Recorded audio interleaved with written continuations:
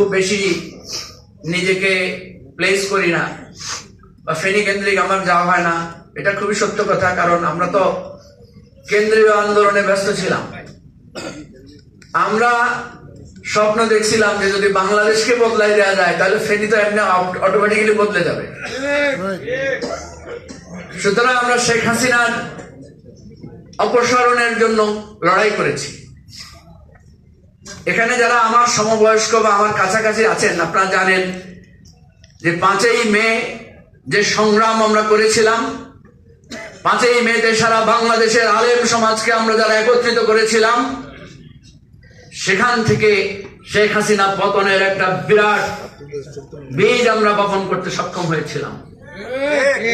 এবং সক্ষম হয়েছিলাম বলে আজকে বাংলাদেশের আলেম সমাজের যে উত্থান শক্তি হিসেবে, সেই শক্তির বীজ 5ই মে ঢাকা শহর থেকে রোপিত হয়েছিল। আপনারা স্বীকার করেন আর না করেন, সেই 5ই মে আমি একজন অধস্থন ক্ষুদ্র কর্মী ছিলাম, যার কারণে আমি চাকরি হারিয়েছি, যার কারণে আমার জীবন, পেশাগত জীবন বিপন্ন হয়েছে, যার কারণে আমাকে পালিয়ে বেড়াতে হয়েছে মাসের পর মাস। 5ই আগস্ট, জুলাই অভ্যুত্থান, জেল খাওয়া, গুলি খাওয়া, এই তরুণ ছাত্রদেরকে জাগিয়ে তোলা, আপনাদের একজন ভাই হিসেবে আমি কাজ করেছি। সবাই যদি ফেনীর ঘরে ঘরে দৌড়াই, তাইলে এই পরিবর্তনের জন্য কাজ করে কে? আব্দুল্লাহ মোহাম্মদ তাহের ভাই গ্রেফতার হয়েছে না জুলাই অভ্যুত্থানের সময়? উনি কি বছরের পর বছর চট্টগ্রাম যেতে পারছেন?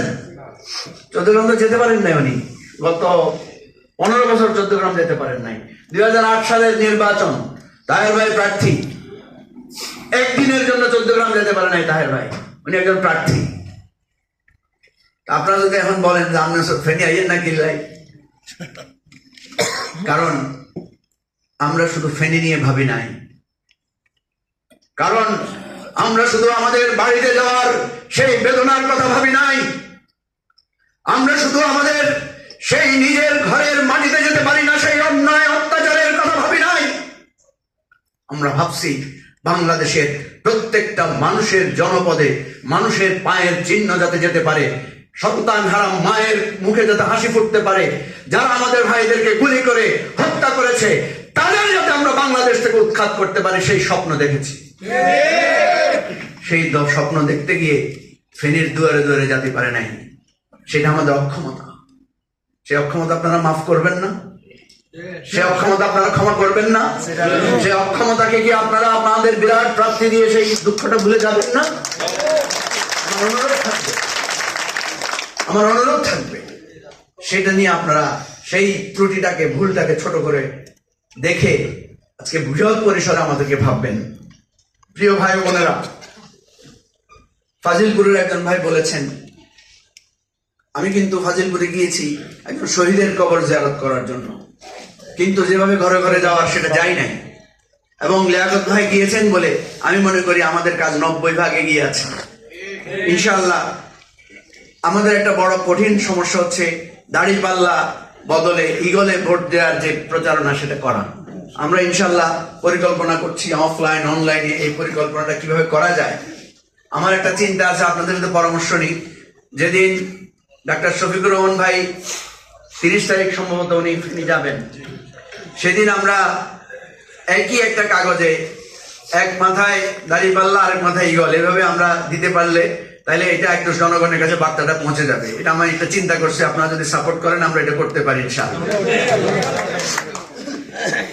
সোশ্যাল মিডিয়া টিমের কথা বলেছেন, আমি মনে করি এখানে যারা আছেন সবাই সোশ্যাল মিডিয়ার অ্যাক্টিভিস্ট। আপনার ফেসবুক পেজে, আপনার আইডিতে আপনি যদি কালকে থেকে প্রচার করেন, সবাই যদি সাপোর্ট করেন, তাহলে ইনশাআল্লাহ বিরাট একটা প্রচারণা এখান থেকেই করা সম্ভব। আমরা আমাদের বিভিন্ন আইডিয়া, আপনাদের পরামর্শকে আমরা কাজে লাগাবো। লিয়াকত ভাই যে টিম কাজ করেছে সেই টিমকেই আমরা কাজে দিয়ে এই কাজগুলোকে এগিয়ে নিব। অনেকে আমাকে বলেন আপনার বিরুদ্ধে অনেক কথা হয়েছে, অনেক কিছু হয়েছে, অনেক রাগ ক্ষোভ হয়েছে। আমি বললাম যে দাগ থেকে যদি ভালো কিছু হয়, মাঝে মাঝে দাগই তো ভালো, কি বলেন? যারা রাগ করছেন, অভিমান করছেন, আজকে সকালে আমি অনেকের প্রশ্নের জবাব দেওয়ার পরে আমি দেখেছি অনেকে বিষয়গুলোকে সহজভাবে নিয়েছেন। দেখেন, একটা কঠিন পরিস্থিতিতে তাহের ভাই আজকে সকালে বলেছেন যে আমরা আলোচনা শেষ করেছি রাতের বেলায়, আমরা 2 দিন আগে সিদ্ধান্ত হয়েছে যে এই জোটটা হবে, এই অ্যালায়েন্সটা হবে, তাহলে আমরা সময় পেলাম কই? আপনারা দেখেন 6 মাস ধরে আলোচনা হয়ে যাদের সাথে নেগোসিয়েশন ফাইনাল হয়েছে, শেষ মুহূর্তে এসে সেই নেগোসিয়েশন টিকে নেয়, হয়েছে না সেটা? এটা তো জাতীয় সংকট, এটা তো আমার আপনার ইচ্ছার সাথে সম্পৃক্ত না। তাহলে এই বিষয়গুলো তো আমাদের হাতে না, এটা তো একটা ক্ষমা সুন্দর দৃষ্টিতে দেখতে হবে। আমাকে সাংবাদিকেরা জিজ্ঞেস করছে, আমি বলছি দেখেন আজকে যে আমি গালি গেলে খাইতেছি, আমার বিরুদ্ধে যে লোকেরা ক্ষুব্ধ, এটা তো আমার না, তো সিদ্ধান্ত গ্রহণটাই দেখেন কারো আসন রাখে দিছে, কারো আসন প্রত্যাহার হয়েছে। আমাদের দলের 54 জন আসন আমরা সাবমিট করেছি। এটা যদি সুন্দরভাবে হইতো তাহলে কি আমরা 54 জন সাবমিট করতাম না তো। তাহলে এই জিনিসগুলো কেন হয়েছে? এই জিনিসগুলো গোছানো হয় নাই বলে এইভাবে হয়েছে। এই দায় কি আমার, না এই দায় কোন নেতৃবৃন্দের? এটা তো একটা পরিস্থিতির কারণে হয়েছে। আপনারা যদি সেই পরিস্থিতিটা বিবেচনা না করেন, মার্জনা এখনো দোষটা কারে মাফ করবেন আপনি? এটা আমাদের বাংলাদেশের, আমি প্রথম বক্তব্যে বলছি, এটা আমাদের দুর্ভাগ্য, এটা আমাদের কষ্ট, এটা আমাদের জাতি হিসাবে এটা আমাদের একটা বেদনা। এটার জন্য লং টার্ম ভাবতে হবে। আমি সেদিন একটা টেলিভিশন টক শোতে বলছি, আমার যদি কোনোদিন ক্ষমতা থাকে আমি এরকম জোট করা নিষিদ্ধ করে দিই। তাহের ভাইয়ের কথা আমি বলেছি আপনাদেরকে, তাহের ভাই আমাদের জোটের মিটিং এ বলছে যে এমন একটা নেগোসিয়েশন আমাদের করতে হয়েছে, সবাই মন খারাপ, সবাই অসন্তুষ্ট, বলছেন না তাহের ভাই?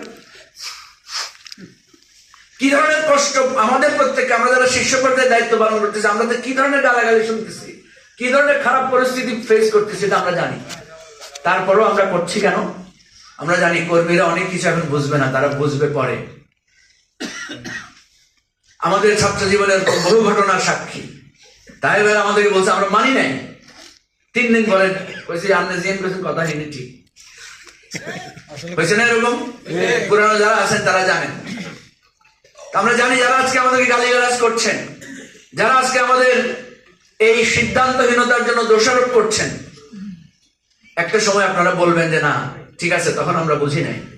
কারণ আপনারা যতটুকু জানেন তার আগে পিছে অনেক কিছু জানার আছে, যেটা বলাও যায় না সব সময়, যেটা সবসময় পরিষ্কার করে বোঝানো যায় না। বাবা সব কথা যদি সন্তানকে বুঝাইতে পারত, মা যদি সব কথা তার মেয়েকে বুঝাইতে পারত, কিন্তু অনেক কথা বোঝানো যায় না। অনেক দুঃখের কথা বুকের মধ্যে চাপা রাখতে হয়, অনেক বেদনার কথা সয়ে সয়ে থাকতে হয়। কারণ এমন অনেক কিছু আমরা ফেস করি যেগুলো আমাদের হয়তো সাধারণ পর্যায়ের ভাইরা ফেস করেন না। প্রিয় ভাই বোনেরা, আমার অনুরোধ থাকবে যে কমিটিটা আমাদের আছে, আমি জেলা আমির সাহেব আছেন এখানে, তাহের ভাই আছেন, অন্যান্য দলের নেতারা আছেন, সবাইকে বলবো সেই কমিটিটা দ্রুত বসে একটা রিঅ্যারেঞ্জ করে কাজটা যাতে থাকে। এখানে তরুণরা বলেছেন কিশোর গ্যাং প্রতিরোধে আমাদের করণীয় কি, বলেছেন ফেনী শিক্ষা প্রতিষ্ঠানের উন্নয়নের জন্য করণীয় কি। আপনারা দেখছেন যে 4 দিন আগে লিয়াকত ভাই সহ আমি স্বাস্থ্য উপদেষ্টার সাথে দেখা করতে গেছিলাম।